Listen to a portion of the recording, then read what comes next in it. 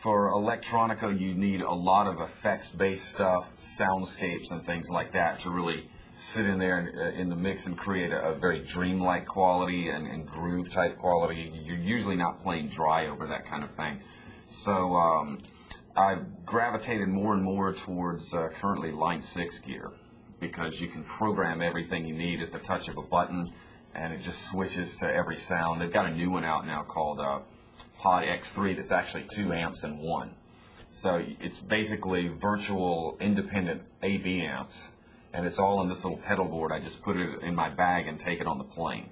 And I've got these pictures from even, say, 2 or 3 years ago, where I had this spaceship-looking rack with 2 amps in it, and, you know, wires everywhere, and you're chasing 60-cycle ground hum from when you couple amps together and everything. And thank God it's all gone now, because that one little box has just been great.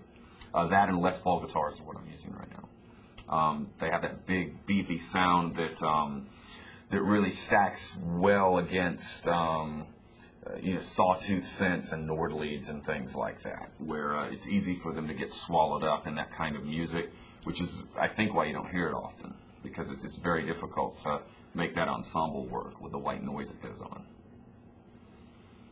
So you're basically performing live with the pre-recorded bed, is that what it is? Usually, but depending on the DJ that I'm working with, they'll do things with their mixing console that will completely morph it into something else.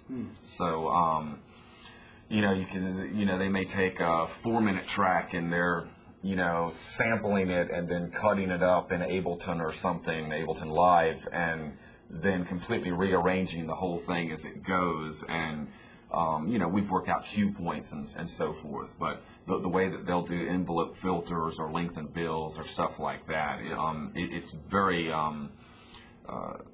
very improvisational in some respects. Now sometimes when, you know, when it's when the circumstances or the lineup doesn't really lend itself to that, or it's a real quick set or something, you know, it tends to be more, you know, like the recordings, you know, with live guitars and everything, and vocals sometimes too, where we can get them in. Very cool. When we were talking about gear, we didn't talk about your amps. Oh, well, the actual Pod X3. It's the sonic engine for everything, and it runs straight into the DJ mixing board. So it goes straight to the mains. Well, not to the mains, but to the mixing board and then to the mains. So there's no speaker cabinets or any kind of mess like that. You know, it's been great. The digital revolution is it just keeps compacting things.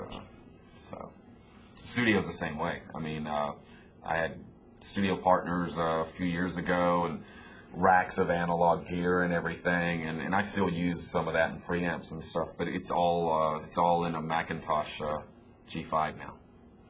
So it's all gone digital.